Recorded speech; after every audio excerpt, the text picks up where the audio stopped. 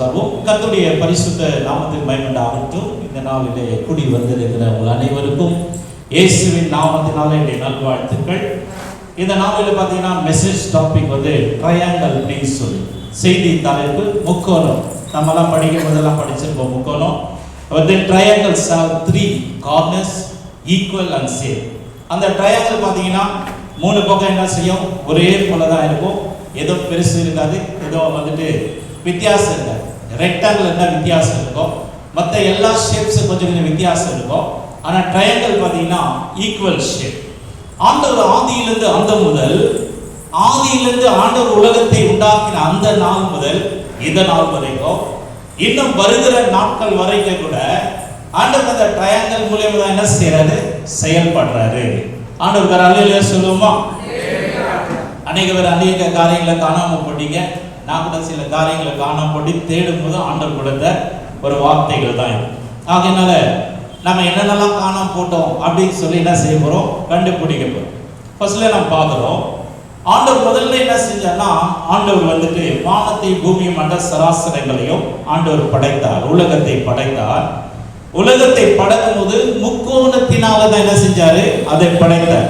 அந்த முக்கோணத்துல பார்த்தீங்கன்னா வந்து மேல என்ன செய்யறார், பிதாவாகிய தேவன், இன்னொரு கார்னர்ல குமாரனாகிய இயேசு, இன்னொரு கார்னர்ல பார்த்தீங்கன்னா பரிசுத்த ஆவியானவர். இந்த ட்ரையாங்கல் தான் என்ன செஞ்சுச்சு, உலகத்தையும் நம்ம காண்கிற வானம் பூமி எல்லாம், சூரியன் சந்திரன் நட்சத்திரங்கள் எல்லாமே இந்த ட்ரையாங்கல் தான் என்ன செஞ்சுச்சு, உருவாக்கினது. அந்த ட்ரினிட்டி காட், திரியேக தேவத்தை நாம் என்ன செய்யறோம், விசுவாசிக்கிறோம். பார்த்தீங்கன்னா ஆதியாகமத்திலிருந்து வெளிப்படுத்தல் வரைக்கும் பார்த்தீங்கன்னா அநேக இடங்கள்ல பார்த்தீங்கன்னா நாம போய் காரியத்தை செய்வோம், நாம நமது ரூபத்தின் படியும் நமது வந்துட்டு சாயலின் படியும் மனுஷனை உண்டாக்குவோமாக என்று சொல்லி ஒருமித்து என்ன செஞ்சாங்க, அந்த காரியத்தை செய்கிறாங்க. பிதா குமாரன் பரிசுத்த ஆவியானவர் அந்த ட்ரையாங்கலாக இருந்து என்ன செஞ்சாங்க, இந்த நாம காண்கிற வானத்தை பூமி மண்ட சராசரங்களையும் அவங்க படைத்தாங்க. அதே போல பார்த்தீங்கன்னா அவங்க ட்ரையாங்கிளா இருக்கிறத போலயே ட்ரையாங்கிள போல ஒரு மனுஷன் என்ன செஞ்சாங்க, அவங்க உண்டாக்குனாங்க. பார்த்தீங்கன்னா மனுஷனை ஆண்டவர் உண்டாக்குனாரு, தமது சாயலின் படியும் தமது ரூபத்தின் படியும் உண்டாக்குனாங்க. அவங்க பார்க்கும்போது மனுஷனுக்குள்ள ஒரு ட்ரையாங்கிள் இருக்குது, அவனுக்குள்ள ஆவி இருக்கிறது, அவனுக்குள்ள ஆத்மா இருக்கிறது, அவனுக்குள்ள என்ன செய்யுது, சரீரம் இருக்கிறது. நாம் சரீரத்தை தான் பார்க்கிறோம். ஆனா ஆண்டவர் பார்த்தீங்கன்னா அந்த ஸ்கேல் மூலமா தான் மனுஷனை உண்டாக்கி இருக்கிறாரு. அவர் பார்த்தீங்கன்னா ஆவி ஆத்மா சரீரமாக படைத்திருக்கிறார். நாம பார்க்கும்போது மனிதர்களை நம்ம பார்க்கிறோம், ஆனா அவங்களுக்குள்ள 3 விதமான செயல்பாடுகள் இருக்குது. பாடி வெளியே பார்க்கும்போது அது ஒரு கவர் தான் இல்ல. அதே போல பார்த்தீங்கன்னா சோல் ஆத்மா ரொம்ப முக்கியமானது. அத மைண்ட் சொல்றாங்க. அந்த மைண்ட் பார்த்தீங்கன்னா அதுதான் எமோஷனல் ஆகும், அதுதான் ஒரு தீர்மானத்தை எடுக்கும். அந்த ஆத்மா தான் எல்லாவற்றையும் ஆளுகை செய்கிறது. அந்த ஆத்மாவுக்கு தான் மரணம் இல்லை. அந்த ஆத்மா நித்திய காலமாய் வாழக்கூடியது. அந்த ஆத்மாவை மனுஷனுடைய சரீரத்துக்குள்ள வைத்தாரு. அந்த ஆத்மாவுக்கு தான் முழுமையான ஒரு பாடு. அந்த நாட்கள் முதல் இந்த நாட்கள் வரைக்கும் தீர்க்கதரிசிகள் ஊழியக்காரர்கள் எழும்பி போராடுவது, போதிப்பது, காரியங்களை செய்வதெல்லாம் அந்த ஆத்மாவை எப்படியாகிலும் பலப்படுத்தி தேவனுடைய ராஜ்யத்துக்கு கொண்டு போகணும்னு சொல்லிதான் ஒவ்வொரு மேய்ப்பர்களுடைய போராட்டம், ஒவ்வொரு தீர்க்கதரிசிகளுடைய போராட்டம், ஒவ்வொரு அப்போஸ்தலருடைய போராட்டம், ஒவ்வொரு போதகருடைய போராட்டம், ஒவ்வொரு சுவிசேஷருடைய போராட்டம். சுத்தி வளைச்சவருடைய வார்த்தைகள் பார்க்கும்போது கரெக்டா எப்படியாகிலும் நம்ம ஆத்மாவை பலப்படுத்தணும். அல்லேலூயா, அல்லேலூயா. ஆகையால அந்த ஆத்மாவுக்கு முக்கியத்துவம் கொடுக்கணும். ஆனா நாம என்ன செய்யறோம்னா, அந்த பெரிய கேஸ் இருக்குது என்ன செய்யறோம், முக்கியப்படுத்துறோம். இப்ப பாத்தீங்கன்னா மொபைல்ல எல்லாத்தையும் சீக்கிரமா புரியும். ஆன்லைன்ல ஒரு மொபைல் வாங்குறோம், வாங்கின உடனே பார்த்தா என்ன செய்யறோம், ஒரு கவர் வருது. ஒரு கவர் வந்த உடனே அந்த கவரை தூக்கி போட்டு அது உள்ள இருக்கிற மொபைல் போனை தான் என்ன செய்யறோம், யூஸ் பண்ணுறோம். ஒரு நாட்கள் வரும், நம்முடைய சரீரம் தூக்கி எறியப்படும், அதுக்குள்ள இருக்கிற ஆத்மாவை தான் என்ன செய்யும், வேல்யூ பண்ணப்படும். அது ஆப்பிள் போனா, ஐபோனா, இல்ல எந்த போனு சொல்லி அதுக்கேற்ற ஒரு வேல்யூ இருக்கும். அதனால ஸ்பிரிட் இருக்குது. அது ஆண்டவருக்கு நமக்கு உள்ள ஒரு கம்யூனிகேஷன் பண்றதுக்காக அவருடைய ஆவியை நமக்குள்ள வச்சார். ஏர்டெல் சிம் மாதிரியோ, வோடாஃபோன் சிம் மாதிரியோ, பிஎஸ்என்எல் சிம் மாதிரியோ ஆண்டவர் அவருடைய ஆவியை நமக்குள்ள வைத்தாரு. கர்த்தருடைய ஆவி நம்ம உள்ளத்துல இருக்கிறதெல்லாம் ஆராய்ந்து பார்க்க சொல்லி வசனம் சொல்லுது. அப்ப அந்த ஆவியை நமக்குள்ள வச்சுட்டாரு. அப்படி இல்லைன்னா அவருக்கு நமக்கு எந்த கம்யூனிகேஷனே கிடையாது. நம்ம எங்க போறோம் எங்க போறோம் எல்லாம் சொல்லி இப்பதான் கேமரா வந்து கண்டுபிடிச்சுக்கிறாங்க. ஆண்டவர் மனுஷனை உண்டாக்கும் பொழுது அவருக்குள்ள தன்னுடைய ஜீவ சுவாசத்தை ஊதினா. அந்த ஜீவ சுவாசத்தை எதுக்காக ஊதினா? அவருக்கும் நமக்கும் உள்ள பெரிய ஒரு தொடர்பு, தொடர்ந்து நம்ம அவரோட கூட கம்யூனிகேஷன் வைத்துக் கொள்ளணும்னு சொல்லிதான் ஆண்டவர் என்ன செஞ்சார்னா அந்த ஆவியை நமக்குள்ள வைத்தார். ஆகையினால நல்ல தேவனுடைய தாசர்கள் நல்லா ஜெபிக்கும் போது அவருடைய ஆவி எப்படிப்பட்டது? அந்த ஆவி ஆண்டவர் படைத்த ஆவி இல்லாம வேறு ஆவிகள் ஏதாவது உள்ள சேர்ந்து கொண்டிருக்கிறதா? அவங்க ஆத்மா பலவீனமா இருக்கிறதா, பலனா இருக்கிறதா சொல்லி பரிசுத்தவான்கள் கண்டுபிடித்து தன்னுடைய ஆத்மா பலப்படுவதற்காக இரவும் பகலும் உபவாசம் இருக்கிறார். இப்ப நாங்க கூட பாத்தீங்கன்னா எங்க சபையில 40 நாள் உபவாசம், வருஷம் 40 நாள் உபவாசம் இருக்கும். உபவாசம் எதுக்குதான்? நம்ம ஆத்மாவை சீர்படுத்துவதற்காக. சரீரத்தை ஒடுக்கும் பொழுது நம்ம ஆத்மா பலப்படுகிறது. அதனால உபவாசம் ரொம்ப அவசியமா. மூன்றாவது பாத்தீங்கன்னா ஆண்டவர் என்ன செஞ்சாரு? முக்கோணத்தினால வந்துட்டு பார்க்கும்போது ஆசரிப்பு கூடாரத்தை வந்து உண்டாக்கும்படிக்கு மோசேக்கு கட்டளையிட்டார். மோசே பாத்தீங்கன்னா பெரிய ஒரு ஆர்கிடெக்ட் தான். அவருக்கு தெரியாத கட்டடங்கள் இல்லை, அவருக்கு தெரியாத கோபுரங்கள் இல்லை. ஆனாலும் ஆண்டவர் வரைபடத்தை கொடுத்தாரு. இவ்வளவு நீளம் தான் இருக்கணும், இவ்வளவு அகலம் தான் இருக்கணும், இவ்வளவு உயரமா தான் இருக்கணும். அந்த ஆசரிப்பு கூடாரத்தை 3 பாகங்களாக ட்ரையாங்கலாக என்ன செய்யணும்? நீ உருவாக்கணும். முதல்ல பிரகாரம், அந்த இடத்துல எல்லாம் வந்து பப்ளிக்கெல்லாம் வரலாம். அது வந்து பிரகாரம், பரிசுத்த ஸ்தலம், மகா பரிசுத்த ஸ்தலம். இந்த பிரகாரத்துல எல்லாம் பப்ளிக்கெல்லாம் வருவாங்க. பரிசுத்த ஸ்தலத்துல ஆசாரிகள் போவாங்க, அதே போல லேவியர்கள் போவாங்க.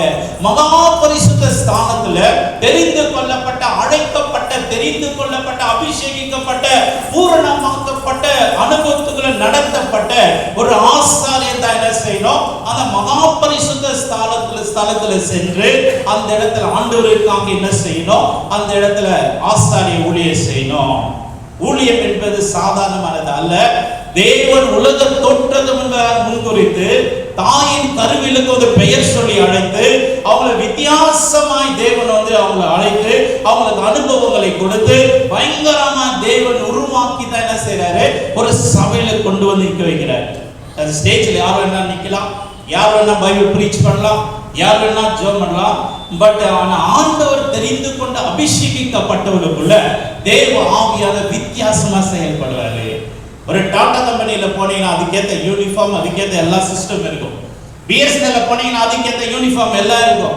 அதே போல உலகத்தானே இவ்வளோ ஒரு ஞானமா எல்லாம் செய்யறான்னு சொன்னா, வானத்தையும் பூமியும் அண்ட சராசரங்களை படைத்த சர்வ வல்லமையுள்ள தேவன் தான் தெரிந்தெடுத்து தன் அபிஷேகித்து சபைக்கு ஊழியக்கான தேவன் கொடுக்கும் போது அந்த அபிஷேகத்தை வல்லமையோடு கூட தான் ஆண்டவர் கொடுப்பார். அந்த அபிஷேகத்தை முன்வராய் ஒருவனும் கையை நீட்ட கூடாது. அந்த ஒரு அபிஷேகத்தை விரவனா ஒருவனும் முறுமுறுக்க கூடாது. அந்த அபிஷேகத்தை விரவனா ஒருவனும் பேச முடியாது. அல்லேலூயா. ஆகையால மோசேக்கு விரோதமா பேசின மீடியா என்ன செஞ்சா? கஷ்டம். அதனால சில காரியங்கள் நமக்கு புரியாது.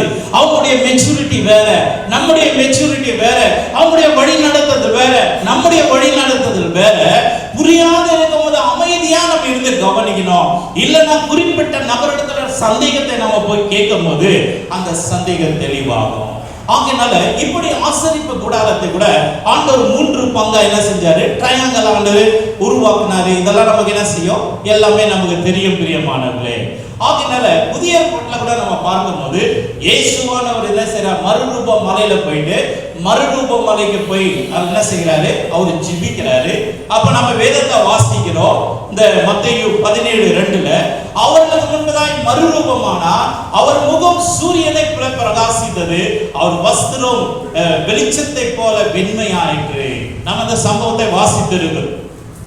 அப்போ அவர் வந்து என்ன செய்யறாரு? அங்க போய் ஜெபிக்கும் போது மோசே இறங்கி வராரு, எலியா இறங்கி வராரு. அந்த 3 ட்ரையாங்கலை பார்த்தீங்கன்னா பெரிய ஒரு பிளான் பண்றாங்க. அது எந்த காரியம் சொல்லி சொல்லப்படல. ஆனா வேத பண்டிதர்கள் சொல்றாங்க அவருடைய மரணத்தை குறித்தோ, அவருடைய கடைசி நாட்களை குறித்தோ, உயிர்த்தெழுதலை குறித்தோ, இயேசுவை பலப்படுத்தும்படி அநேக காரியங்களை ரகசியமாய் பேசும்படிக்கு பிதாவாகிய பிதாவாகிய தேவன் அனுப்பின தேவ தூதரை போல வருகிறாங்க. அந்த 3 ட்ரையாங்கிளை பார்த்தீங்கன்னா பெரிய ஒரு பிளான் பண்ணி என்ன செய்யறாங்க, பேசிக்கிறாங்க. அப்ப பார்த்தீங்கன்னா தேவன் அவர் மேல வந்துட்டு இறங்கி வரும்போது அவருடைய வந்து வஸ்திரம் பயங்கர பிரகாசமாச்சு. இந்த ஒரு டிரான்ஸ்ஃபர்மேஷன்ல அந்த இடத்துல பார்த்தீங்கன்னா இன்னும் என்ன செய்யறாங்க, ஒரு சின்ன ட்ரையாங்கிள் அங்க உட்கார்ந்து இருக்கிறாங்க. அவங்க பார்க்கும்போது யாருன்னு சொன்னா, யாரு? இயேசுவோ வந்துட்டு மோசேயும் எலியாவும் பேசிக்கொண்டிருக்கிறாங்க. அப்புறம் மத்தேயு 17:4 இதெல்லாம் வாசித்து பார்த்தீங்கன்னா இவங்க சொல்றாங்க வந்து பேதுரு, யோவான், யாக்கோபு இவங்க 3 பேர் ஒரு ட்ரையாங்கிளாக வந்து உட்கார்ந்து பார்த்துட்டு இருக்கிறாங்க. ஆண்டவரே, நாம இங்கே இருப்பது நல்லது. உமக்கு ஒரு கூடாரத்தை போடுவோம், மோசேக்கு ஒரு கூடாரத்தை போடுவோம், எலியாவுக்கு ஒரு கூடாரத்தை போடுவோம் அப்படின்னு சொல்லி அவங்க என்ன பேசுறாங்கன்னு சொல்லி தெரியல. எக்ஸாய்ட்மெண்டோட கூட அவங்க பேசுகிறாங்க. ஏன்னா காணக்கூடாதவர்களை கண்டபடினால, அந்த பயங்கரமான ஒரு காரியங்களை அவங்க பார்த்தபடினால ரொம்ப என்ன செய்யறாங்க, ரொம்ப எக்ஸைட்டட் அந்த இடத்துல அவங்க பேசுகிறாங்க. பிரியமானவர்களே, அல்லேலூயா. ஆகையால பார்க்கும்போது அதை பார்க்கும்படிக்கு இந்த 3 பேருக்கு மட்டும் அனுமதி தராங்க. இயேசுவானுக்கு 12 சீஷர்கள் இருந்தாலும் அந்த 12 சீஷர்கள் மத்தியில ஆண்டவர் என்ன செஞ்சாரு, ஒரு ட்ரையாங்கிளை செலக்ட் பண்ணாரு. எல்லாரையும் செலக்ட் பண்ணல. அழைக்கப்பட்டவர்கள் அநேக பேர், ஆனா தெரிந்து கொள்ளப்பட்டவர்கள் ஒரு சிலர் தான். அழைக்கப்பட்ட 12 சீஷர்களா இருந்தாலும் அவர் 3 பேர் மட்டும் அந்த வந்து குரூப்ல இருந்து தெரிந்து கொள்றாரு. நம்ம எல்லாரும் அழைக்கப்பட்டிருக்கிறோம், அதுல எந்த வந்து டவுட் இல்லை, நோ டவுட். ஆனா நம்ம செலக்டடா இருக்கிறோமா? நான் அழைக்கப்பட்டிருக்கிறேன், நல்லதுதான். ஆனா நான் தெரிந்து கொள்ளப்பட்டிருக்கிறேனா? எதற்காக தெரிந்து கொள்ளப்பட்டிருக்கிறேனா? கர்த்தருடைய சித்தத்தை செய்யும்படி தெரிந்து கொள்ளப்பட்டிருக்கிறேனா? வந்து கர்த்தருடைய ஊழியத்தை செய்யும்படி தெரிந்து கொள்ளப்பட்டிருக்கிறேனா? தேவனுடைய ராஜ்யத்தை கட்டும்படி தெரிந்து கொள்ளப்பட்டிருக்கிறேனா? இந்த ட்ரையாங்கிளுக்குள்ள நம்ம இருக்கிறோமான்னு என்ன செய்வோம், அலசி பார்ப்போம். பிரியமானவர்களே, இந்த பேதுரு, யோவான், யாக்கோபு இந்த 3 பேருக்கு மட்டும் இந்த இயேசுவான மறுரூபமானது என்ன செஞ்சாங்க, அவங்க பார்க்கறாங்க. அந்த டிரான்ஸ்ஃபர்மேஷனை அவங்க பார்க்கறாங்க. அதெல்லாம் வந்து எதாச்சும் நடந்த காரியம் இல்ல. பிதாவாகிய தேவன் திட்டமிட்ட காரியம், இயேசுவான திட்டமிட்ட காரியம், ஆவியான திட்டமிட்ட காரியம். யாரை இயேசுவான கூட அனுப்ப வேண்டும், யார் அந்த தரிசனத்தை பார்க்க வேண்டும், யாரெல்லாம் அது வந்துட்டு அந்த காரியங்களை பங்கு பெற வேண்டும் என்று எல்லாமே ஒரு பெரிய ஒரு ஆண்டுடைய ஒரு திட்டம். மற்ற சிஷ்யர்கள் மலைக்கு அடிவாரத்தில் இருக்கிறாங்க. இவங்க இயேசுவானவர் வந்துட்டு அந்த மறுரூபமாக கண் கூட பார்க்கறாங்க. காணக்கூடாத காட்சி, ஒருவருக்கும் கிடைக்கக்கூடாத ஒரு காட்சி என்ன செய்யறாங்க, பார்க்கறாங்க. பிரியமானவர்களே, இந்த பேதுரு, யோவான், யாக்கோபு இந்த 3 பேரும் பார்த்தீங்கன்னா தனித்தன்மை வாய்ந்தவர்கள். 3 பேருக்குள்ள ஒரு தனித்தனி ஒரு ஸ்பெஷாலிட்டி 3 பேருக்குள்ள இருக்கு. தங்கள் சுபாவங்களினால் இயேசுவை வெளிப்படுத்தவர்களாய் காணப்பட்டார்கள். மற்றும் இந்த 3 பேருடைய சுபாவங்கள் சபைக்கு அஸ்திவாரங்களாய் அமைந்தது. ஆண்டவர் அல்லேலூயா சொல்லுமா?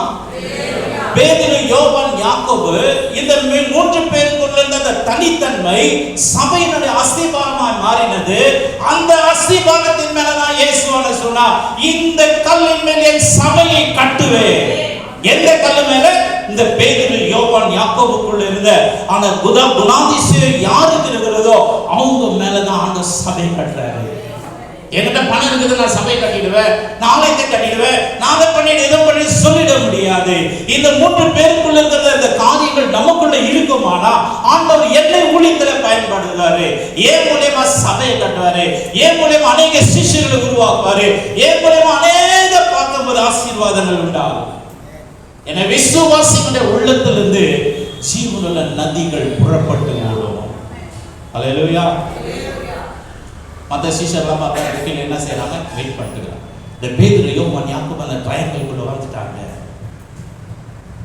நம்மளால ஒரு ட்ரையாங்கிள் வெளியே இருந்தோம்னா என்ன செய்யணும், ஜம்ப் பண்ணி அந்த ட்ரையாங்கிள்குள்ள வந்து ஒரு ஸ்பெஷல் அனாலிட்டிக் கிடைக்கும், ஒரு ஸ்பெஷல் காட்ஸ் வந்துட்டு காட்ஸ் லீடிங் கிடைக்கும். அந்த ட்ரையாங்கிள்குள்ள இருக்கக்கூடாது. நான் மற்றவங்களை போட பணத்தை சம்பாதிப்பேன், சொத்தை வாங்குவேன், வீடை வாங்குவேன், இந்த பூமியில தான் தேவைதான்.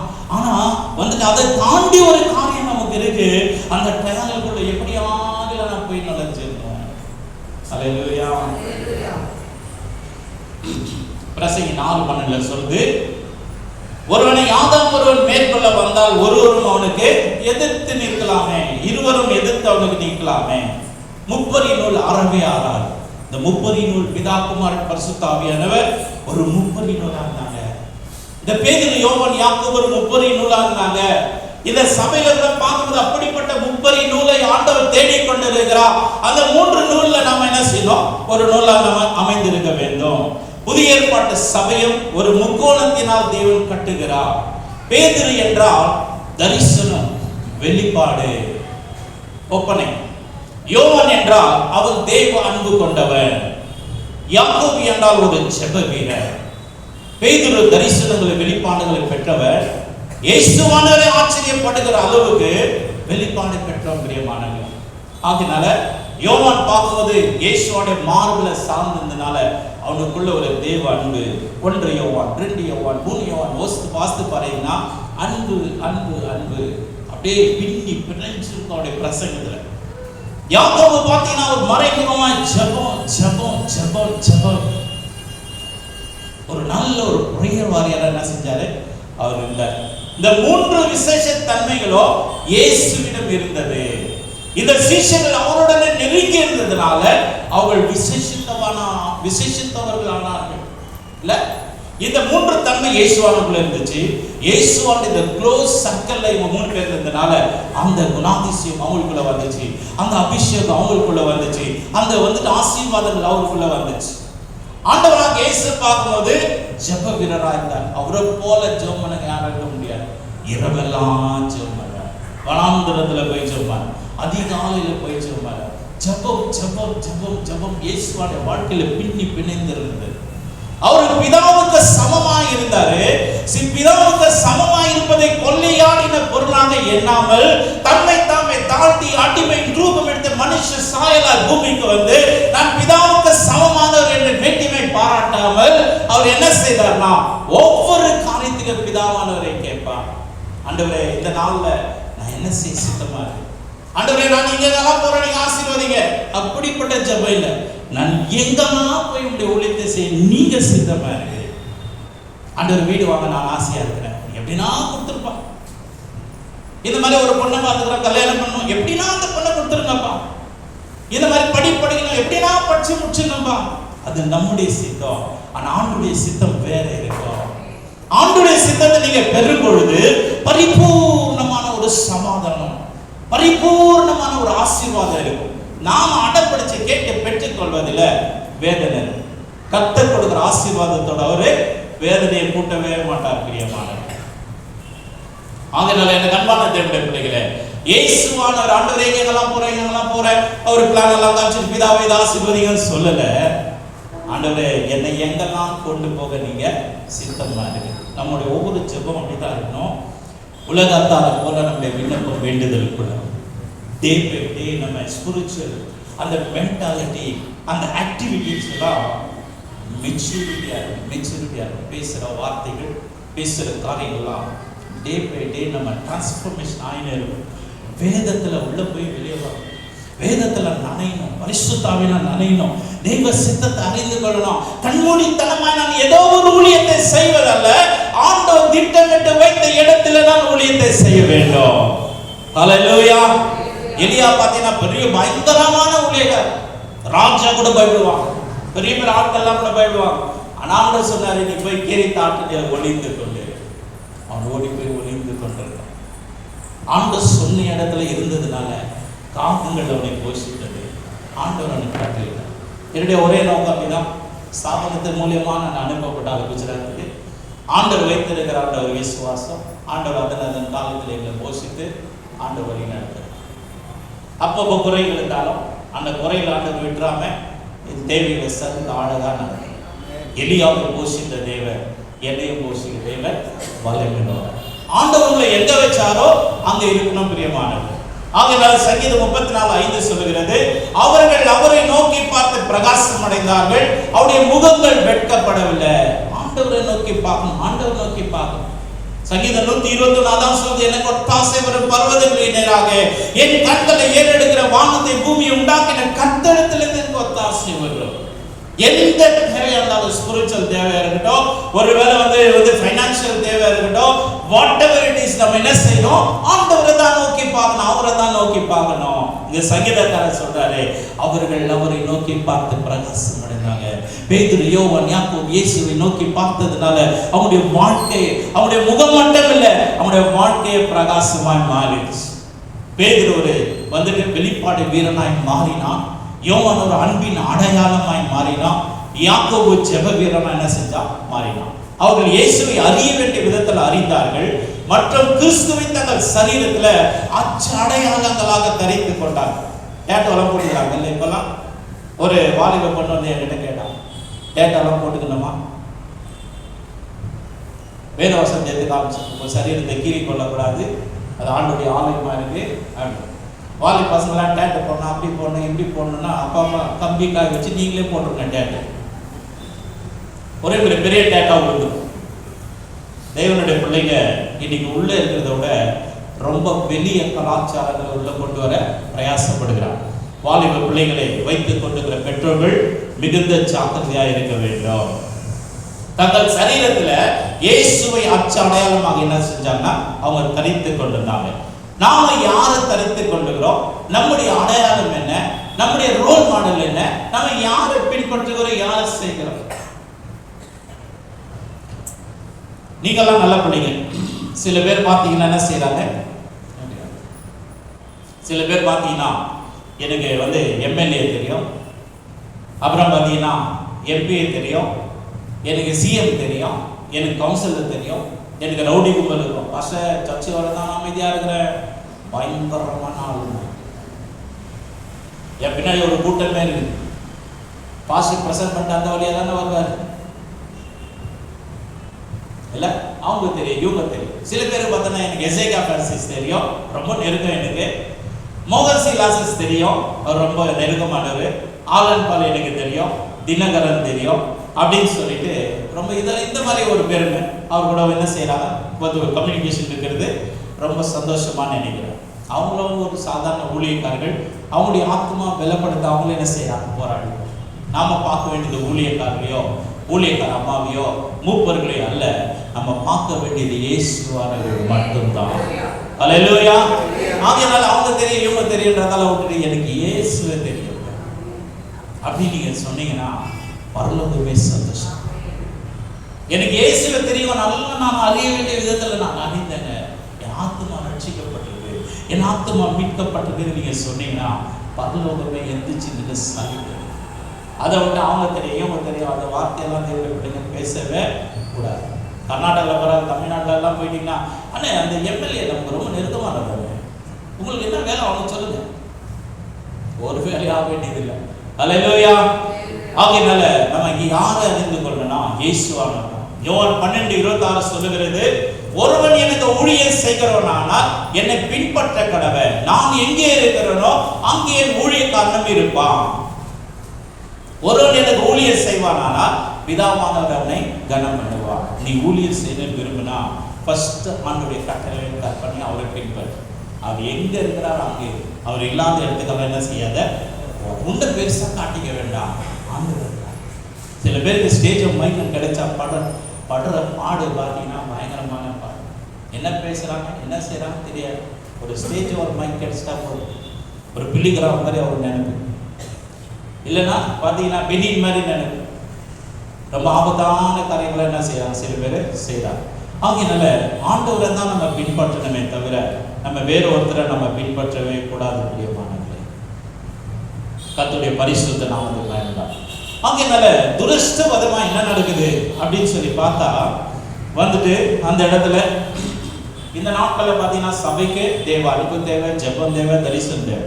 துரஷ்டவதமா நம்ம பார்த்தோம்னா வேதத்துல நம்ம வாசிக்கிறோம். இந்த இடத்துல யாரும் அந்த வாசிங்க. அப்போ சார் 12:1-2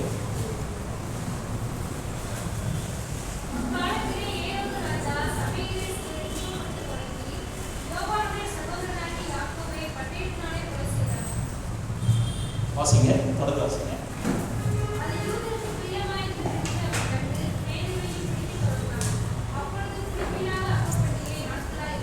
சரி, இப்பதான் நம்ம சப்ஜெக்ட் ஸ்டார்ட் ஆக போகுது. அந்த நாட்களில் பார்த்தீங்கன்னா சபை என்ன செஞ்சாங்க, நல்ல ஒன்றா கூடி சாப்பிடுறது, ஜப் பண்றது, வந்துட்டு ஆணியனத்துலாம் ரொம்ப சந்தோஷம் இருந்தாங்க. ஆனா கொஞ்சம் அலர்ட் ஆயிடுங்களை பத்தி அலர்ட் ஆயிட்டு. அப்ப ஏரோது என்ன செஞ்சானா, முதல்ல யாக்கோபை பிடித்து என்ன செஞ்சான், அவன் சிறை சேதம் பண்ணி அவனை கொலை செய்தான். யாக்கோபு யாரை நம்ம ஒப்பிட்டு பார்த்தோம், ஜெபத்தை ஒப்பிட்டு பார்த்தோம். ஒரு நல்ல ஒரு ஜெப வீரர் யாக்கோபு, நல்ல ஜெபிக்கிறவர் தேவனுடைய ஊழியக்காரர். என்ன செஞ்சாங்க, சபை கொஞ்சம் அலர்ட்டா இல்லாதனால, அந்த ஊழியக்காரக்காக ஜெபம் பண்ணாதனால, ஒரு பாதுகாக்காதனால அவனை பிடித்து ஏரோது கொலை செய்தான். திடீர்னு ஒரு ஆக்சிடென்ட் மாதிரி ஆச்சு. எல்லாம் பதறி போறாங்க, எல்லாம் பதறி போறாங்க பயங்கரமா. இந்த யாக்கோபு ஜெபத்துக்கு அடையாளமானவர். இந்த நாள்ல சபை அலர்ட்டா இல்லாததனால அநேக சபைகளே ஜெபம் கொல்லப்பட்டது. சபையில ஜெபமே இல்லை. பாடல் உண்டு, பர்த்டே உண்டு, வெட்டிங் ஆனிவர்சரி உண்டு, என்டர்டைன்மென்ட் எல்லாமே இருக்கு. அக்கேஷன் ப்ரோக்ராம் எல்லாம் இருக்கு. பயங்கரமான ஒரு ஆடம்பரம் இருக்கு. ஆனா ஜெபம் கொல்லப்பட்டது. ஏன் கொல்லப்பட்டது? சபை அலர்ட்டா இல்ல, அவங்க கவனமா இல்லாததுனால சாத்தான் ஏரோதின் ஆவியின் மூலமா சபையில ஜெபத்தை கொன்று போட்டான். ஒரு உபவாச ஜெபனா ஜனங்க வர்றதில்லை, ஒரு முழுஇரவு ஜெபனா வர்றது கிடையாது, ஒரு மாதத்தோடு ஒரு ஜெபனம் கிடையாது, ஒரு ஜெபம் சொன்னா ஜனங்களுக்கு ஆர்வமே கிடையாது. இதனுடைய காரணம் என்னன்னா, அந்த ஏரோதின் ஆவி சபைகளிலே ஜெபத்தை கொன்று போட்டான். எங்களுடைய நாட்கள் எல்லாம் பார்த்தீங்கன்னா முழு இரவு ஜெபம், சைக்கிள்ல 2-3 பேர் நாங்களாம் போவோம் பல இடங்களுக்கு. முழு இரவு ஜெபம் எங்களுடைய சபையில். அந்த சபை மாறி மாறி ஓடும், வசதிகளே இல்லை. ஒரு சைக்கிள்ல 3 பேர் நாங்களாம் போவோம். அன்புமணி இருந்தாரு, அவரு, நானும் சிறிதரையும் சால்மன் பாக்கியராஜ், நாங்களாம் சைக்கிள்ல தான், ஒரு சைக்கிள்ல 2 பேர் 3 பேர் போவோம். ஜெபனா ஓடுவோம். எவ்வளோ 15 கிலோமீட்டர்லாம் சைக்கிள்ல போவோம். உபவாச ஜெபம், காத்திருப்பு ஜெபம், ஜெபம் ஜெபம் ஜெபம் ஜெபம். அந்த நாட்கள்ல ஜெபமே ஜீவன், ஜெபமே என்னுடைய உயிர்னு சொல்லி வாழ்ந்து கொண்டிருந்த சபை இந்த நாட்கள்ல பாத்தீங்கன்னா சபைகளிலே ஜெபம் கொல்லப்பட்டது. பிரியமானவர்களே, எந்த சபையில ஜெபம் கொல்லப்படுகிறதோ அந்த சபை சீக்கிரமா முடிவிலா நடத்திடும். ஜெபமுள்ள சபை எண்ணிக்கைகளை பெருகிக் கொண்டே இருக்கும். அந்த நாட்கள்ல பாத்தீங்கன்னா சபையில ஜெபம் ஜெபம் ஜெபம் ஜெபம் இருந்ததுனால சபைகள் பள்ளிக்கு பெருகிக் கொண்டிருந்தது. நம்ம சபையா பெருகல. ஜெபம் இருக்கா? 25 வருஷம் முன்னாடி பார்த்த காங்கிரிகேஷன் அப்படியே தான் இருக்கு. புதிய ஆத்துமாக்கள் எங்க? நாம என்ன செய்து கொண்டிருக்கிறோம்? நாம எங்க போகிறோம்? நாம எதுக்காக வாழ்ந்து கொண்டிருக்கிறோம்? ஆண்டவருடைய கட்டளை எங்கே? ஆண்டவருடைய காரியங்களை ஏன் நம்ம நினைவு கூறாமல் போனோம்? நம்ம எந்த திக்கில நம்ம எதற்காக ஓடிக்கொண்டிருக்கிறோம்? நம்ம எதற்காக ஆராதிக்க வருகிறோம்? எதற்காக சபையில கலந்து கொள்கிறோம்? ஜெபம் எங்கே? உங்க குடும்ப ஜெபம் இருக்கா? வீட்டுல போனா எல்லாரும் வீட்டுல மேட்ச் ஓடிட்டு இருக்கும், இல்லைன்னா காமெடி சீன் ஓடிட்டு இருக்கும். உன் வாழ்க்கையை காமெடியா போகணும். நாள் டிவி இருக்கு, எல்லாம் இருக்கு, என்ன பாக்குறீங்க டிவியில? உங்க வீட்டுல குடும்ப ஜெபம் இருக்கா? குடும்ப ஜெபம் இல்லைன்னா கூரை இல்லாத வீட்டுக்குள்ள வாழ்ந்து கொண்டு இருப்பீங்க. ஊழியக்கார போதிக்கிறாங்க தான் குடும்ப ஜெபம் பண்ணுங்கன்னா, இல்லையா அவங்க இவ்வளவு லேட்டா வராங்க, இவ்வளவு லேட்டா. ஜெபத்தை மட்டும் விடவே விடாதீங்க. குடும்பத்துல வாரத்துக்கு ஒரு முறை உபவாச ஜெபம் இருக்கணும், குடும்ப ஜெபம் இருக்கணும். ஜெபத்தை தவிர உங்களுக்கு வேற எதுவும் முக்கியப்படுத்த கூடாது. பணமும் பொருள் வேலையெல்லாம் 2வது 3வது தான். உன்னுடைய குடும்பத்துல ஜெபம் இருக்குமானா அந்த ஜெபத்தை சபையில நீ கொண்டு வந்து என்ன செய்வ? நீ கொண்டு வந்து வைக்கவ. நீ சபையில உள்ள வரும்போது அந்த மகிமையின் மேகம் மூடும். பாஸ்டர் ஃபர்ஸ்ட் பாட்டு பாடினார், ஒரு மகிமையின் மேகம். உங்க வீட்டுல அந்த தெய்வ மகிமை இருக்குதா? தெய்வ மகிமை இருந்தா குழப்பங்கள் இருக்காது, கூச்சல் இருக்காது, வறுமை இருக்காது, சண்டைகள் இருக்காது, போராட்டங்கள் இருக்காது. உன்னுடைய குடும்பம் ஆசீர்வாதமா இருக்கும், வித்தியாசமா இருக்கும். உன்னுடைய பேச்சில நடக்கையில தெரியும், உன்னுடைய டிரெஸ் கோட்ல தெரியும், நீ யார் என்பதை நீ அடையாளம் காட்டுவா. இந்த குடும்பத்துல ஜெபம் இருக்கா? அங்க ஓடுறது, இங்க ஓடுறது, இந்த சபை விட்டு அந்த சபை ஓடுறது. இந்த சபை தான் ஆண்டவர் உங்களுக்கு கொடுக்குது. இந்த ஊழியக்காரன் தான் ஆண்டவர் கொடுத்து. எது இருந்தாலும் அவர்கிட்ட கேளுங்க. இப்பதான் நம்ம கேட்ட, எது இருந்தாலும் கேளுங்க. அவர்கள் பாஸ்டமா இருக்கிறாங்க, அந்த பாஸ்டமா இருக்காங்க, ஏதாச்சும் கவுன்சிலிங் பண்ணி இது பண்ணுங்க. அங்க ஓடு இங்க ஓடு, நல்லது கேட்டது அவங்கள வருவாங்க. சபையோட தசமாக தூக்கி அங்க அனுப்புறது, காணிக்கைகள் அங்க அனுப்புறது, இங்கே சண்டை போடுறது. நியாயமா நீ செய்யறது? குடும்பத்தில் ஜெபம் எங்க போச்சு? உன் பிள்ளைங்க ஜெபம் பண்றாங்களா? உன்னுடைய பிள்ளைங்க வேதம் வாசிக்கிறாங்களா? உன்னுடைய பிள்ளைங்க ஆவிக்குரியவங்களா தான் இருக்கிறாங்களா? நம்ம கொஞ்சம் கவனக்குறைவு தான் நம்முடைய பிள்ளைகளை சாத்தா கொன்னுடுவான். ஜெபத்துல பார்த்தா ஃபர்ஸ்ட் கொன்று போடுவான், அப்புறம் மாரல் லைஃப்ல போயிடுவாங்க, ஸ்பிரிச்சுவல்ல போயிடுவாங்க, எல்லாம் போயிடுவாங்க. நாம எங்கேயோ போய் நின்று பாப்பா என்னை காப்பாத்து, அம்மா என்னை காப்பாத்துன்னு. அது காரணம் யாரு? தகப்பனாகி நீதான், தாயாகி நீதான். நீங்க தான் முன்மாதிரியா இருக்க வேண்டியவங்க. நீங்க முன்மாதிரியா இல்லாததுனால வேற எதுக்கோ கவனம் கொடுக்கிறதுனால பிள்ளைகளுடைய கவனமும் வேற எங்கே போய்விட்டது. நீங்க சபையில ஜபம் இல்லையா? எல்லாருக்கும் பிரிவு இருந்திருக்கு, அன்பின் விருந்து இருக்கு, நல்ல புசிப்போம் குடிப்போம், மரணம் தான் நாளைக்கு செத்து போயிடும். இதுவா நம்ம வாழ்க்கை? இதுக்காக ஆண்டவன் தெரிந்து கொண்டார். ஏரோதின் ஆவி சபைகள் உள்ளாவி கொண்டிருக்கிறது. யாரும் ஜோம் பண்றாங்களோ அவங்களுக்கு புரிய வைக்கிறாங்க. சாத்தா தெரியுமா அவங்களுக்கு? யாரெல்லாம் ஜோம் பண்ணா அவங்களுக்கு சபை பாதுகாப்பா இருக்கணும். ஊழியக்காரர் ஜெபம் பண்றாங்கன்னா பாதுகாப்பா இருக்கணும். சில பேர் அந்த ஜெபம் ஆவி ஊற்றப்பட்டிருக்கோம், அவங்க ஜெபம்பா அவங்கள பரியாசம் பண்ண விடாது. அவங்களுக்கு பிரேயர்ல நம்ம சப்போர்ட் பண்ணோம். இந்த யாக்கோபுக்கு சப்போர்ட் பண்ணாததுனால அவங்க கொல்லப்பட்டான். இன்னைக்கு ஏரோதின் ஆவி அலைந்து கொண்டு பல விதமான ஆவிகள் உண்டு. ஆராதனைக்கு போகாதபடிக்கு பார்வோனின் ஆவிகள் தடுக்கும். எப்பெல்லாம் நீ ஆராதனைக்கு வர நீ யோசித்துக்கோ, பார்வோனின் ஆவியினால் நீ நடத்தப்படுகிற. ஆராதனை எத்தனை மணிக்கு நம்ம எத்தனை மணிக்கு வரும் இல்லை? ஒரு டிசிப்ளின் வேண்டாமா நமக்கு? 9 மணிக்கு ஆராதனை 8:30 வந்து முட்டி போட்டு ஜெபம் பண்ணுங்க. 9 மணிக்கு ஆராதனை ஏசப்பா வந்துடுறாரு, ஆவியானவர் வந்துடுறாரு, பிதாவானவர் வந்துடுறாரு, திரியேகன் வந்துடுறாருல. அவங்களோட நமக்கு என்ன வேலை? அவங்க வந்து நமக்காக காத்திருக்கணுமா? ஆண்டவர் வந்து நமக்காக காத்திருக்கணுமா? நாம அவருக்காக காத்திருக்கணுமா? 9 மணி ஆராதனை 10 நிமிஷம் முன்னாடி வந்து முட்டி போட்டு ஜெபம் பண்ணுங்க. ஆண்டவர் என் கூட பேசுங்கப்பா. Christian life is a disciplined life. Discipline life இல்லைன்னா கிறிஸ்துவ சொல்றதுக்கே நம்ம தகுதியானவங்க இல்லை. புரியுதுங்களா? அதனால என்ன செய்யணும்? சபை அலர்ட் ஆயிருங்க. ஜெபம் பாச ஜெபம் சொன்னா ஓடி வந்துருங்க. பாச ஜெபம், பெண்கள் ஜெபம். இவ்வளோ பெண்கள் இருக்கீங்க. பெண்கள் கூட்டத்தில் 2-3 பேர் தான் வரீங்கன்னு கேள்விப்பட்டோம். அவங்க நடத்தினா தான் வருவேன், இவங்க நடத்தினா தான் வருவேன். இது நான் பாலிடிக்ஸு. எல்லாருக்கும் ஆவியானதான் செயல்படுறது. பாஷாம நடத்தினாலும் வேற யாரும் நடத்தினாலும் ஏன் அப்படி பாலிடிக்ஸ் பண்றோம்? ஏன் முகதாட்சியம் பண்றோம்? அவங்க நடத்தினா வரமாட்டேன், இவங்க நம்ம ஆண்டவருக்காக வருகிறோம். முன்ன நின்று நடத்தபடி யார் நியமிக்கப்பட்டிருக்கிறாங்க அவங்க நடத்தட்டும். நான் ஜெபத்துக்கு போகணும். பெண்கள் கூட்டமோ பைபிள் ஸ்டடியோ அல்லது பார்த்த எந்த கூட்டம் வந்தாலும் நான் போகணும்.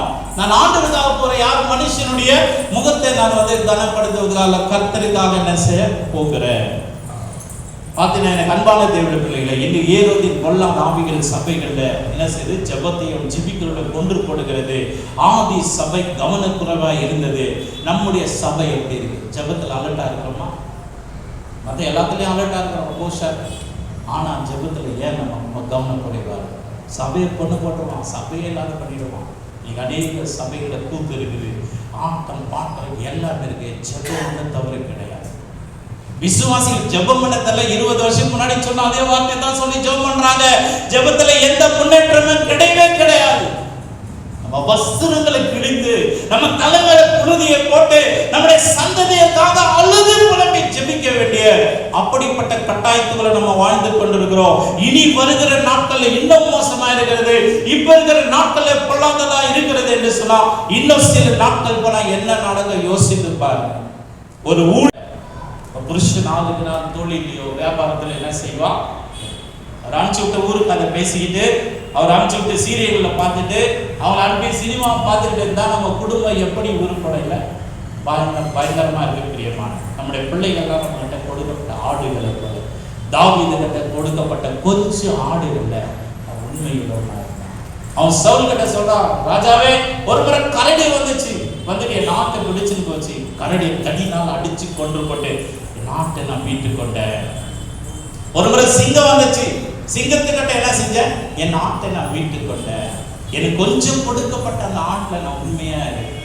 நான் கூட எனக்கு கொஞ்சம் கொடுக்கப்பட்ட என்னுடைய குடும்பம், என்னுடைய சபை கொஞ்சம் ஆடுகள் தான். அது கண்ணும் கருத்துமா பார்த்துக்கணும். ஆண்டவர் நான் கணக்கு கொடுக்கணும். சபை ஊழியக்காரர் வந்து கணக்கு ஒரு விசுவாசி கூட இடையே போயிட்டாங்க.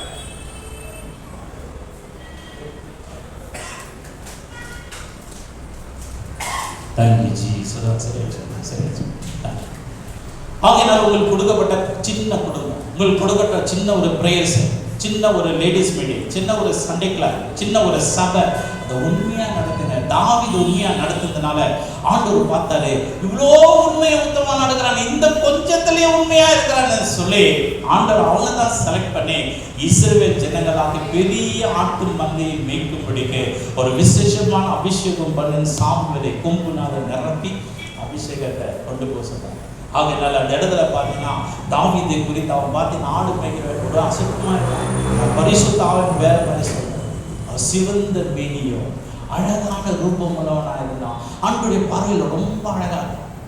ஆண்டவர்கள் கொடுக்கப்பட்ட அந்த குடும்பம், அந்த பிரேயர்கள், அந்த ஊழியர்கள், சபை, நீங்க உண்மையான நீங்கள் தான் ஆண்டவருக்கு அழகானவர்கள், சரீரப்பிரகாரமான ஆளுகள். அதுல உண்மையா இருந்ததுனால சாமுவேல் போய் அபிஷேகம் பண்ணுகிறான். நீ அவது இஸ்ரவேல் தேசமாக 12 கோத்திரங்கள் அந்த பெரிய மந்தையை மேய்க்கும்படி கர்த்தர் உன்னை அபிஷேகம் பண்ணுகிறார்.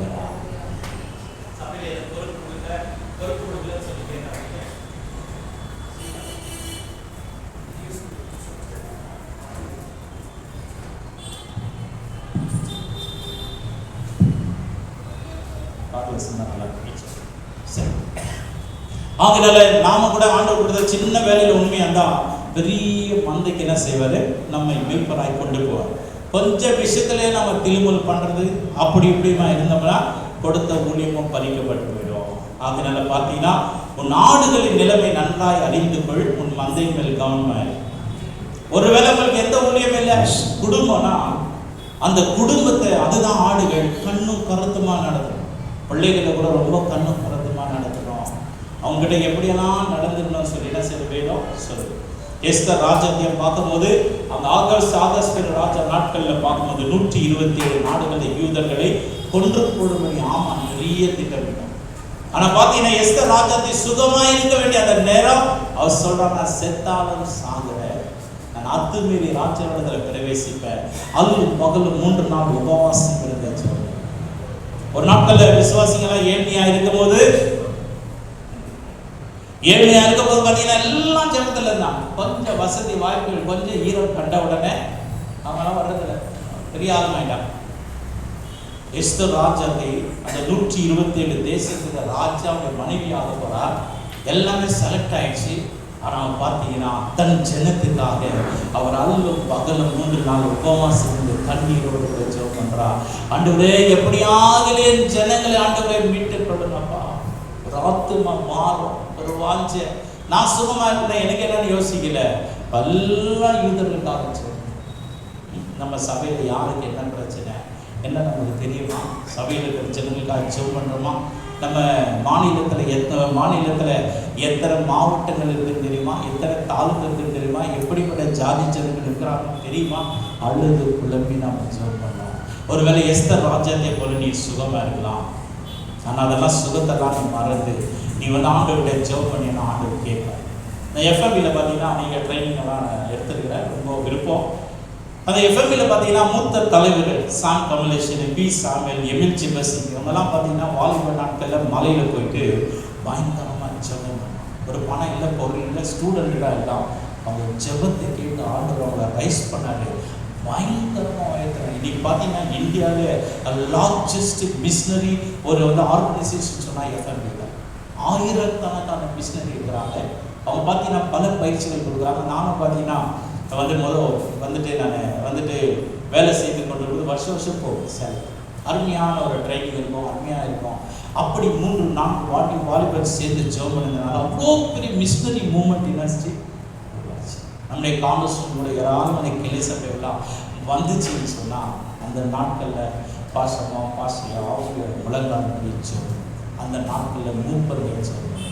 அந்த நாட்களில் அந்த சாக்ரிஃபைஸ், அந்த நாட்கள் இந்த ஜெபாவை இப்போ பார்த்தீங்கன்னா என்ன செய்யும், தனிந்து கொண்டே இருக்கிறது. இன்னும் நம்ம நிறையா சபைகளை கட்ட வேண்டியது பாக்கி இருக்கு. இன்னும் மிஷனரிமார்களை நம்ம அனுப்ப வேண்டியது பாக்கி இருக்கு. பாசமாக சொல்கிறாங்க, மிஷனரிகள் ஊழியர்கள் சப்போர்ட் பண்ணி எங்ககிட்ட பண்ணி ரொம்ப ட்ரையாக சுத்தமாக இல்லை. எல்லா ஊழியக்காரருக்கு சம்பளம்லாம் நாங்கள் ஸ்டாப் பண்ணோம். எங்களால் முடியல, ரொம்ப வறுமையில் இருக்கிறோம். இந்த வார்த்தை கேட்ட உடனே எனக்கு அன்பிளியர் வேதனை இல்லை, காரணம் இவ்வளோ ட்ரையாக போயிடுச்சு இல்லை. நம்ம ஸ்தாபனையில் மற்றவங்களுக்கெல்லாம் ஐயா வந்துட்டு சப்போர்ட் பண்ணிட்டு இருந்தார். ஆகினால இதுக்கெல்லாம் காரணம் நம்ம ஜெபம் தான் பிரியமானது. அதனால இங்கே ஒரு படத்தை பார்க்குற பாருங்க. இந்த படம் பார்த்தீங்கன்னா நான் காலையில் ஜூம் மீட்டிங், சாயந்தரம் ஜூம் மீட்டிங் அப்படியெல்லாம் நடத்திட்டு விசுவாசி உண்மையாக வசனத்தை தான் கேட்குறாங்க. பார்த்தா இது மட்டும் உட்காந்து பார்த்துருக்கேன். என்ன செய்கிறாங்க? படுத்துக்கிட்டு நல்லா நாஸ்தா சாப்பிட்டுக்கிட்டு நல்லா பார்த்துருங்க. பாஸ்டர் ப்ரெசென்ட் பண்ணும்போது மட்டும் வீடியோ ஆன் பண்ணி மற்ற நேரம் ஆன் பண்ணாரு. அங்கே போகிறது இங்கே போகிறது பார்த்தீங்கன்னா நைட்டியோட அலையுது.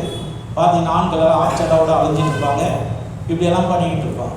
ஜூம் மீட்டிங் என்ன செஞ்சோம்? கேன்சல் பண்ணுறோம். இப்படி ஜூம் மீட்டிங்கில் எதுவுமே கிடையாது. நீங்கள் வாங்க சர்ச்சுக்கு வாங்க, ஜெபம் பண்ணிருப்போம், சர்ச்சில் கூட்டிகிட்டு பாருங்கள். சோம்பேறித்தன், ஆவிக்குரிய சோம்பேறி. டாக்டர் சொல்கிற டெய்லி வாக்கிங் போனேன்னு அவர் நாயை கட்டிக்கிட்டு என்ன செய்கிறாரு? காரில் போகிறார். நாய் தான் அவருக்காக வாக்கிங் பண்ணு. நாம ஜெபம் பண்ணால் நாம ஜெபம் பண்ணுறதில்ல. அண்ணா எனக்காக ஜெபம் பண்ணுங்க, அக்கா எனக்காக ஜெபம் பண்ணுங்க, பாஸ்டர் எனக்காக உபவாசம் இருந்து ஜெபம் பண்ணுங்க. பாவம் இல்லை அவரு. நீ பண்ற காரியத்துக்கு அவருக்கு உபவாசம் இருந்து ஜெபம். நான் சொல்றேன், நான் உபவாசம் இருந்து ஜெபம் பண்ண மாட்டேன். உன் காரியத்துக்காக நீ உபவாசம் ஜெபம். இவங்க எல்லாம் போயிட்டு அடிபட்டு விழுந்து சொல்றோம், ஐயா பாரத்தோடு ஜெபம் பண்ணியாங்க பையனுக்காக. அவன் கேட்ட காவல், மூன்றாவது காவல் சொல்லி எல்லாம் காவலையும் தாண்டி பேதுரு கொண்டு வந்து வெளியே விட்டாங்க. நம்ம இன்னைக்கு ஜெபிக்காததுனால தான் சபையில தரிசனம் பெற்றவங்களே இல்லை, வெளிப்பாடு இல்லை, தீர்க்க தரிசனமே இல்லவே இல்லை பிரியமானவர்களே.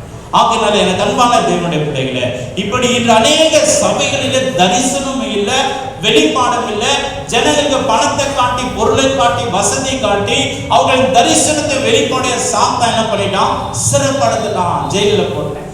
Only stage, just making too much noise but no power, no revelation. இல்ல சத்தம் போட்டு எல்லாம் பண்ணுவாங்க, ஆனா பாத்தீங்கன்னா ஒரு பவர் உள்ள இருக்காது, ஒரு பவர் இருக்காது. ஆகையினால நம்ம தரிசனம் பெற்றவளா இருக்கணும், வெளிப்பாடு உள்ளவளா நம்ம இருக்கணும் பிரியமானவர்களே. உங்களுக்குள்ள தரிசனம் உண்டா? வெளிப்பாடு உண்டா? இன்று தரிசனம் கொண்ட, வெளிப்பாடு கொண்ட பேதுருக்கள் தேவை, யோசேப்புகள் தேவை, தானியேல் போன்றவர்கள் தேவை. நம்மை திடப்படுத்தும்படி தேவனிடத்தில் நாம் கேட்போம். தேவன் நம்மிடத்துல கொடுத்த இந்த தேவ சபையை ஒரு தரிசனத்தோடு, வெளிப்படுத்தலோடு கூட நம்ம நடத்தணும். சபையில தீர்க்க தரிசனம் இருக்கா? விசுவாசிக்கிறோமா? தீர்க்க தரிசன ஆவி நமக்குள்ள செயல்படுதா? நம்ம சபைக்கு ஒரு நோக்கம், ஒரு தரிசனம் உண்டா? இல்ல அப்படியே கண்மூடித்தனமா எங்கேயோ போயிட்டு இருக்கிறோம். நீதிமொழிகள் 29:18 சொல்லுகிறது, தீர்க்க தரிசனம் இல்லாத இடத்துல ஜனங்கள் சீர்கெட்டு போவாங்க. அதுதான் சபை சீர்கெட்டு போறதுக்கு காரணம் தீர்க்க தரிசனம் இல்லாததுனால தான், சபையில வெளிப்பாடுகள் இல்லாததுனால தான். தரிசனம் இல்லாதவங்க சபையில மார்க்க பேதங்கள், குரூப்பிசம், ஜாதி வெறி, ஸ்டேட்டஸ் வெறி, இதெல்லாம் தரிசனம் இல்லாதவங்க. ஒரு வெளிப்படுத்தல ஒருத்தர் வெளிப்பாடு இருந்தாவே ஜனங்களை அப்படியே ஆவியானவர் அவங்க மூலமா நடத்துவார். பேதுருக்கு அப்படிப்பட்ட ஒரு வெளிப்பாடு. இயேசுவானவர் கேட்கிறாரு, ஜனங்க என்ன யாருன்னு கேட்க சொல்றாங்க. அப்ப சொல்றாங்க, இவங்க எலியான்னு சொல்றாங்க, எரேமியான்னு சொல்றாங்க, அப்படின்னு நல்லா சொல்றாங்க. சரி, நீங்கள் என்ன யார் என்று சொல்லுகிறீர்கள்? பேதுரு உற்று பார்த்து சொல்றான், நீர் உண்மையாகவே ஜீவனுள்ள தேவனாகிய குமாரனாகிய கிறிஸ்து. ஆண்டவர் சொல்ற, ரொம்ப சந்தோஷப்பட்டேன், மாம்சமும் ரத்தம் இது உனக்கு வெளிப்படுத்தவில்லை, பரலோகத்தில் இருக்கிற பிதாவானவரே உனக்கு இதை வெளிப்படுத்தலாம். அப்போ வெளிப்பாடு எங்கிருந்து வருது? பிதாவாகிய தேவனிடத்திலிருந்து வெளிப்பாடு வருது. இயேசு யார் என்று வெளிப்பாடு வேணும். நம்ம சபையில யாரை குறித்து வெளிப்பாடு வேணும்? நம்ம சபையை குறித்து வெளிப்பாடு வேணும். நம்ம சபையுடைய எதிர்காலத்தை குறித்து வெளிப்பாடு வேணும். நம்ம குடும்பத்தை குறித்து வெளிப்பாடு வேணும். நம்ம பிள்ளைகளை குறித்து வெளிப்பாடு வேணும். நம்ம தேசத்தை குறித்து வெளிப்பாடு வேணும். உனக்கு வாஞ்சி இருக்குமானா தேவன் இப்படிப்பட்ட தீர்க்கதரிசன ஆவியினால் என்ன செய்வாரு? ஆண்டவர் நிரப்புவாரு. சபையை விழித்து கொண்டாங்க. சிறைப்படுத்தப்பட்ட பேதுரு விடுதலை ஆக்கப்பட்டான். இந்த நாளில் கூட ஆவியான உங்களை விழித்து கொள்ளும்படி அந்த வார்த்தையை தர. நம்ம மங்கின குதிரையை போல இருக்கக்கூடாது. நம்ம பார்த்தீங்கன்னா வெதுவெதுப்பான சூழ்நிலை இருக்கக்கூடாது. ஆண்டவர் சொல்ற, நீ அனலமின்றி குளிருமின்றி இருப்பாயானா உன்னை நான் வாந்தி பண்ணி போடுவேன். ஆண்டவர் வாந்தி பண்ணி போட்டா நம்முடைய நிலைமை எப்படி இருக்கிறதுமா? ரொம்ப கேவலமா இருக்கு. ஒன்று அனலையாவது இரு, ஒன்று குளிராவது இரு. அனலை இல்லை, குளிரே இல்லை. நீ வெதுவெதுப்பான சூழ்நிலை இருப்பேன்னா ஆண்டவர் வாந்தி பண்ணி போட்டுருவாரு. அப்படின்னா உன்னை எதுக்குமே ஆண்டவர் பயன்படுத்த மாட்டார். சபையானாலும் சரி, விசுவாசிகளானாலும் சரி, லீடர்ஸ் ஆனாலும் சரி, ஆண்டவர் பயன்படுற நம்மளே ஏதோ ஒன்று செஞ்சுட்டு இருக்கோம். ஆகினால ஆண்டவர் சொல்றார், நீ அனலாயிரு, இல்லை கொடுறாரு. எதனா ஒன்று என்ன செய்ய, இது நம்ம சபையில் வந்து நம்ம சபைக்கு ஒரு தரிசனம் வேணும், வெளிப்பாடுகள் வேணும். பேதுரு நல்ல ஒரு வெளிப்பாடு வீரனாக இருந்தான். வீட்டில் ஜெபிக்கும் போது ஆண்டவர் வெளிப்படுத்துவார். வெளிப்படுத்தி நீ இந்த இடத்துல போ, கூப்பிட்றாங்க, போ, சந்தோஷமா அப்படி ஒவ்வொரு நாளும் இப்படி வெளிப்படுத்தினாங்க. பிரியமானவர்களே, தரிசனம் வெளிப்பாடு பெற்றவங்களே பெரிய தலைவனாக இருந்தாங்க என்று வேதம் நமக்கு சுட்டி காட்டுது. ஆபிரகாம் நல்ல ஒரு வெளிப்பாடு பெற்ற ஒரு மனுஷன், விசுவாசிகளுக்கெல்லாம் தகப்பனா மாத்திட்டார். சாமுவேல் பார்க்கும்போது வெளிப்பாடு பெற்றவனாக இருந்தா, அவன் பார்க்கிறது நியாயாதிபதியாகவோ அதே போல வந்து தீர்க்கதரிசியாகவோ இஸ்ரவேல் ஜனங்களுக்கு ஒரு தகப்பனாகவும் காணப்பட்டான். எலியா வெளிப்பாடு பெற்றுக்கொண்டு அவன் ராஜ்யங்களை அசைக்கிற பெரிய ஒரு தலைவனாக இருந்தான். எலிசா பார்க்கும்போது அதை யோசேப்பு வெளிப்பாடு பெற்றுக்கொண்டவனாக இருந்தான். அவன் முழு எகிப்து தேசத்துக்கும் அதிபதியாக இருந்தான். தானியேல் வந்து வெளிப்பாடு வந்துட்டு பெற்றுக்கொள்ளவனா இருந்தான். அவன் ராஜாவுக்கு அடுத்த ஸ்தானத்துல ஒரு பிரைம் மினிஸ்டரா பாபிலோன் தேசத்தில் இருந்தான்.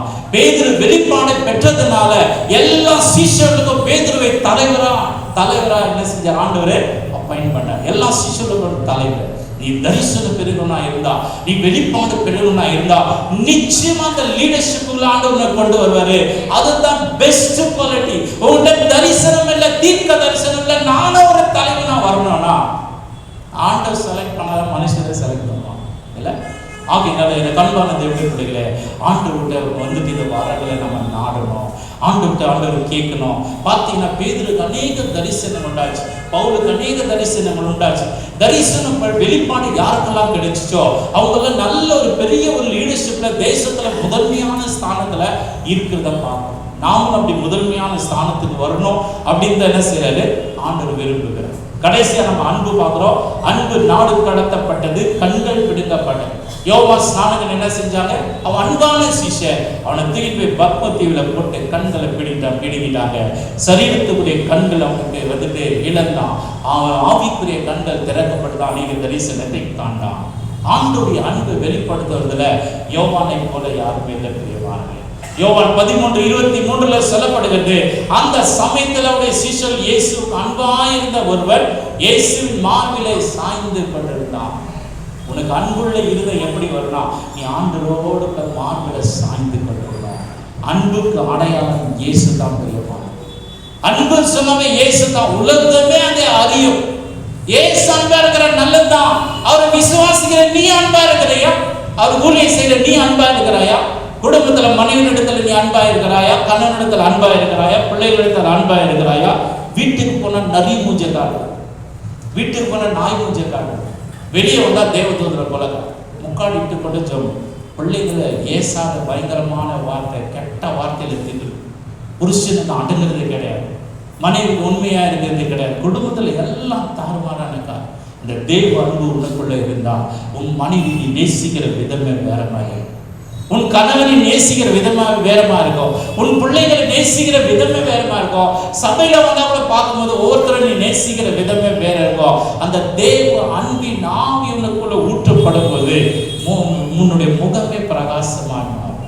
யோவான் சொல்றாரு, 1 யோவான் 2:9-10-11 ஒளியில இருக்கிறேன் என்று சொல்லியும் தன் சகோதரனை பகைக்கிறவன் இதுவரைக்கும் இருளிலே இருக்கிறான். தன் சகோதரனிடத்தில் அன்பு கூறுகிறவன் ஒளியிலே நிலை கொண்டிருக்கிறான். அவனிடத்தில் இடர்கள் ஒன்றுமில்லை.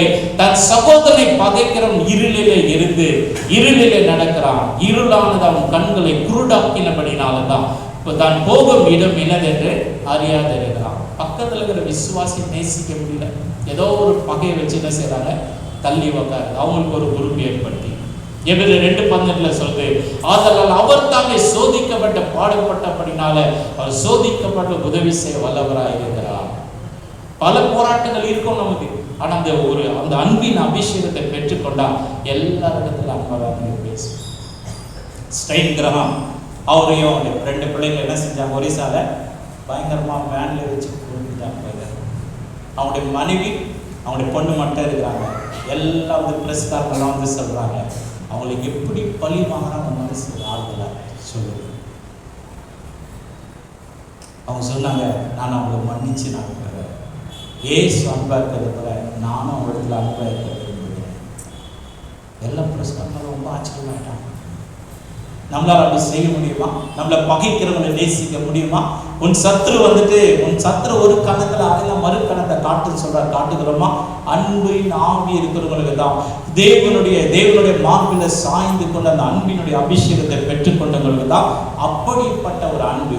ஆகையினால் Corinthians 1:13 சொல்றது, இப்பொழுது விசுவாச, நம்பிக்கை, அன்பு இம்மூன்றும் நிலைத்திருக்கிறது, இவைகள் அன்பு பெரியது.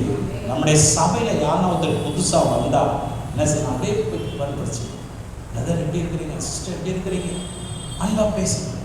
வந்தோடனே எந்த ஊரு,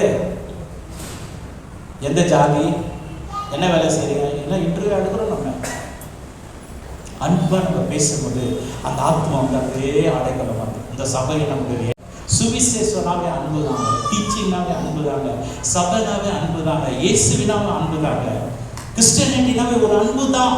அந்த அன்பை வெளிப்படுத்தும் போது எப்படிப்பட்ட பைத்தியக்காரன் கூட மாறிடுறோம். அந்த ஐயா சொன்னாரு, வேற யாரும் செய்ய மாட்டாங்க, ஆண்டவர் எனக்கு உணர்த்தினாரு. இப்படிப்பட்ட சூழ்நிலையெல்லாம் உன் அன்பு இருக்கிறார். நம்ம அன்பை காட்டும் போது ஒரு பைத்தியக்காரனை திருந்தலாம்னு சொன்னா பாவியான மனுஷன் ஏன் திருந்த மாட்டான்?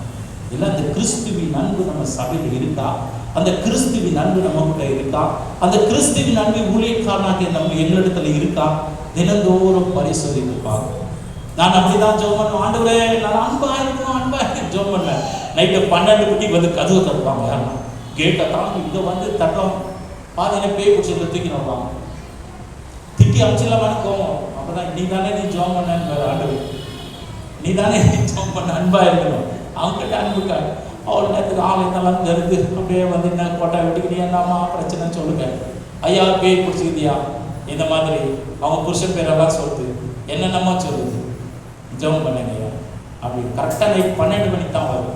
ஓ அவங்க கெஸ்ட்டு தான் கூப்பிட்டாங்கன்னு சொல்லி அவ்வளோ நேரத்துக்கு ஜெபம் பண்ணி ஒரு அம்மா அப்படி தான் வந்தாங்க, பகவதின்னு சொல்லி அந்த அம்மா தூக்கிட்டு வந்தாங்க. 4 பேர் தூக்கிட்டு வந்தாங்க. நல்லா ஜெபம் பண்ணிட்டு நல்லா விடுதலை ஆயிடுச்சு, எல்லாம் அசுத்தா விட்டு போயிடுச்சு. உடனே தானே அப்படியே முடிச்சு பார்க்கலாம், நான் ஏன் வந்தேன், ஏன் கொண்டு தூக்கத்தெல்லாம் கெடுத்துட்டு ஏன் வந்தீங்க, போய் டீ போட்டு கொண்டு வாங்கன்னு தோற்றுக்கணும். டீ போட்டு வந்து எல்லாருக்கும் கொடுத்தாங்க. 12 மணிக்கு வருவாங்க, 3 மணிக்கு வருவாங்க, 5 மணிக்கு வருவாங்க. நம்ம அன்பு ஆவி கெட்டு போயிடக்கூடாது. நமக்குள்ள உண்மையான அந்த கிறிஸ்துவின் அன்பு ஊற்றப்பட்டிருந்தா நான் டென்ஷன் ஆக மாட்டேன், கடினமான வார்த்தைகளை பேச மாட்டேன், கொடூரமான வார்த்தைகளை பேச மாட்டேன். கொடூரமான சூழ்நிலை இருந்தாலும் அதை அன்பா கன்வெர்ட் பண்ண எனக்குள்ள இருந்த அந்த அன்பின் ஆவி எனக்குள்ள போதிப்பார். நாங்கள் பார்த்தீங்கன்னா சர்ச்சில் டெய்லி திறந்திருக்கோம். ஒரு நாளைக்கு ஒரு டென்ஷன் வரும், அது எப்படிதான் ஹேண்டில் பண்ண சொல்ல சின்ன வேடிக்கையா இருக்கும். ஆண்டவர் தான் கேட்பான், ஆண்டவர் எப்படிப்பா, எப்படி அசுத்தாய் பிரச்சனை தான் நிறைய பேர் வருவாங்க, ஏன்னா அங்கதான் நிறைய விக்கிர ஆராதனை. ஆகையினால விசுவாசம், அன்பு, விசுவாசம், நம்பிக்கை, அன்பு இம்மூன்றிலும் அன்பு நிலைத்திருக்கிறது. உங்க குடும்பத்தை பார்க்கும்போது பக்கத்து வீட்டுக்காரர் சொல்லுவாங்க, என்ன அன்பா இருக்கிறாங்க, ஒரே சர்ச்சி சந்தோஷமா இருக்காங்க. இந்த சபையை பார்த்தா சொல்லுவாங்க, காரணம் சபை வெங்கடேஸ்வரத்தில் இருக்கிற அந்த சபை என்ன அன்பா இருக்கிறாங்க, அவங்களுடைய ஃபெலோஷிப் எவ்வளவு நல்லா இருக்குது, ஒருத்தர் கூட ஒருத்தர் விட்டு கொடுக்க மாட்டேங்கிறாங்க, அவ்வளோ ஐக்கியம், அவ்வளோ அன்பா இருக்கிறாங்க. யாரும் ஒருத்தர் ஹாஸ்பிட்டலுக்கு வந்துட்டு அட்மிட் பண்ணா எல்லாம் போய் பார்க்கணும், யாரும் ஒரு நல்லதை கெட்டதை ஓடி போய் எல்லாம் பார்க்கணும், விசாரிக்கணும். கிறிஸ்துவின் அன்புல பிணைந்து இருந்தோமானா, கிறிஸ்துவின் சாயலிலே படைக்கப்பட்ட நம்முடைய விசுவாச பிள்ளைகளை நம்மளால நேசிக்க முடியும். அந்த கிறிஸ்துவின் அன்பு நமக்குள்ள இல்லைன்னா அந்த இடத்துல வேற்றுமை காணப்படும். பிரியமான அவன் அந்த ஊருக்காரன், அவன் இப்படி இயேசுவான இடத்துல வந்ததுல ஒருவரையும் ஒரு புறம்பே தள்ளவே இல்லை, ஒருவரையும் புறம்பே தள்ளவே இல்லை, எல்லாம் அனைத்து. ஆகையினால தான் அநேக பெண்களும் பாவிகளும் மனிதர்களும் என்ன செய்யறார், அந்த இடத்துல பரிசேயன் வந்தாலும் சேர்த்துக் கொள்றார், பாவியான ஸ்திரீ வந்தாலும் சேர்த்துக் கொள்றார். அவங்களை நியாயம் தீர்க்கும்படி இயேசுவான் ஒருபோதும் செய்யவில்லை. நம்மை நியாயம் தீர்க்கும்படி ஆண்டவர் அழைக்கல, நம்மை அன்பு கூறும்படி ஆண்டவர் நம்மை அழைக்கிறார். நம்ம குடும்பத்தில் எப்படி அன்பு கூறுகிறோம், சபையில் எப்படி அன்பு கூறுகிறோம், நம்ம வியாபார ஸ்தலத்தில் எப்படி அன்பு கூறுகிறோம். இன்னைக்கு சபைக்கு தேவை ஜெபம், சபைக்கு தேவை வெளிப்பாடு, சபைக்கு தேவை அன்பு